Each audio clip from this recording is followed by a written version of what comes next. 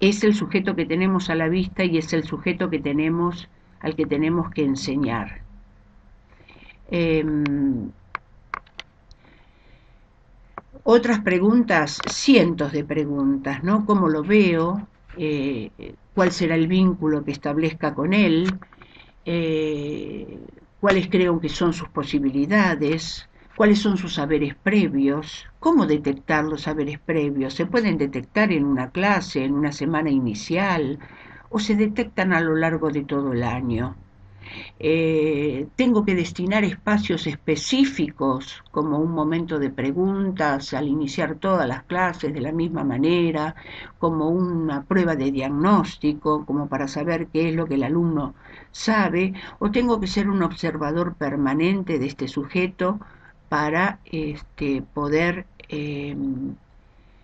constatar de manera sistemática y continua cuáles son los saberes que va adquiriendo a lo largo de este proceso y cuáles son los saberes que se van entrecruzando con otros procesos de aprendizaje, escolarizados o no. Por supuesto que está la pregunta que es enseñar, que es educar, ¿no? Y ahí viene el otro desafío del docente, que es preguntárselo y reflexionar sobre esto, ¿no? ¿Qué perfil de educador quiero desarrollar en mí? Ahí sí lo va a tener que elaborar y esculpir día a día, ¿no? ¿Qué tipo de educador quiero ser? Un educador inclusivo, un educador comprensivo, un educador que tironee hacia arriba o que simplemente dé lo mínimo indispensable como para satisfacer los contenidos mínimos básicos, y si es menos, también porque parto del supuesto de que no pueden mis alumnos, ¿no? O sea, ¿qué lugar de poder le doy al alumno y a su capacidad intelectual como para desarrollar este proceso?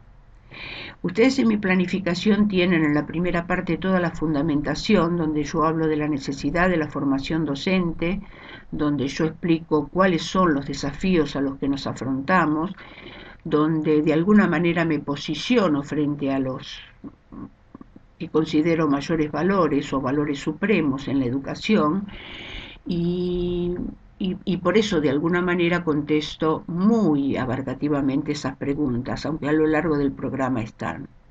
Cuando hablamos del qué enseñar, nos referimos, por supuesto, a los saberes, ¿no? A los saberes que ya están explicitados en nuestra currícula, en nuestros diseños curriculares de la provincia de Buenos Aires, pero que nosotros tenemos la obligación de revisarlos, de integrarlos, de relacionarlos unos con otros, dentro de la misma área y, si es posible, interdisciplinariamente también, ¿no?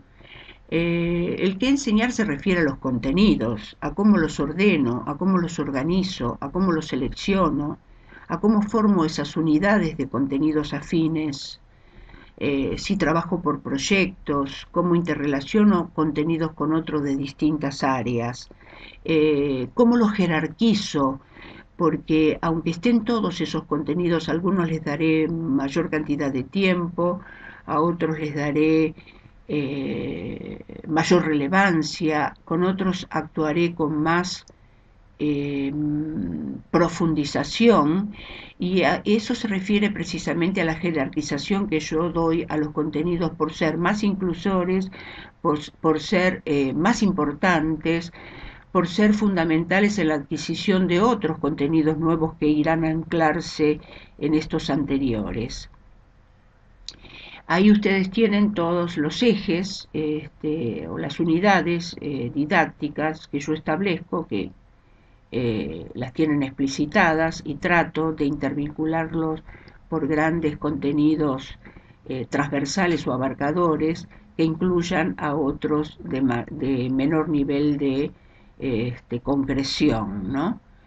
Eh, eh, Cuando hablamos del para qué enseñar, estamos haciendo referencia a los fines, a los objetivos, estamos haciendo referencia a lo que llamamos hoy expectativas de logro, que son fines y objetivos a largo plazo, entendido a largo plazo solo por el año de estudios, no por el año de cursada. Y y que no deben ser muchos, deben ser pocos y muy abarcativos, ¿no? Como para que uno los tenga presentes en todo momento del desarrollo de la educación. Ahí verán ustedes lo que yo les pido sobre la didáctica, lo que yo les pido que logren sobre el propio proceso de aprendizaje de ustedes, es decir, cómo apropiarse de los conocimientos y cómo ser conscientes de este proceso reflexivo sobre el propio proceso de aprendizaje. Cuando hablo de estrategias metodológicas o de planteos metodológicos, en líneas generales, sin hablar de las actividades, porque las actividades se planifican clase a clase, no se pueden planificar a principio de año hasta el final todas las actividades, ¿no? Porque eso sería, no tendrían absolutamente nada de flexibilidad ni de apertura como corresponde, ni mucho menos de viabilidad como corresponde a las características curriculares que ya hemos explicitado, ¿no? Esos, esas expectativas de logro y esas estrategias metodológicas a las que apuntan o las que apuntan a esas expectativas de logro están definidas por acciones generales, ¿no? O sea, de trabajos grupales, de trabajos individuales, de,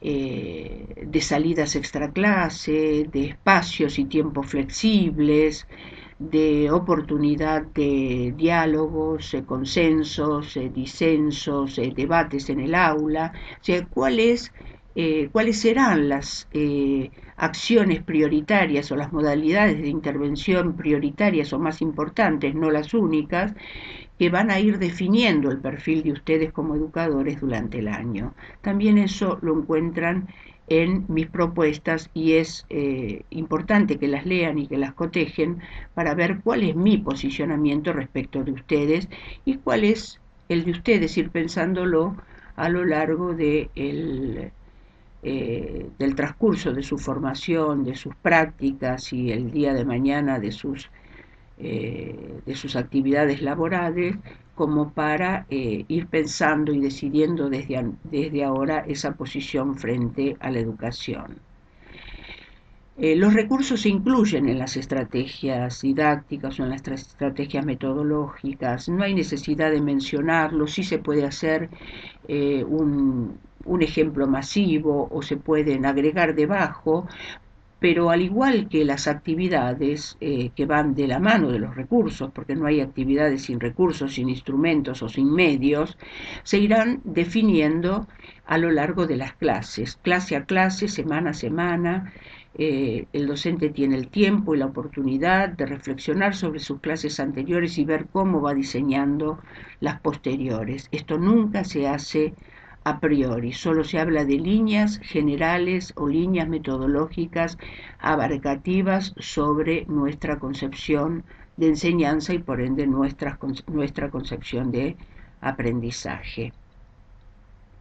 En última instancia viene el término de evaluación o digamos el componente de evaluación, que es una forma de reeditar todos los demás interrogantes, ¿no? Que es enseñar, cómo se enseña, quién se enseña, para qué se enseña, eh, con qué se enseña, reeditar todos esos mismos interrogantes y esas mismas respuestas como eh,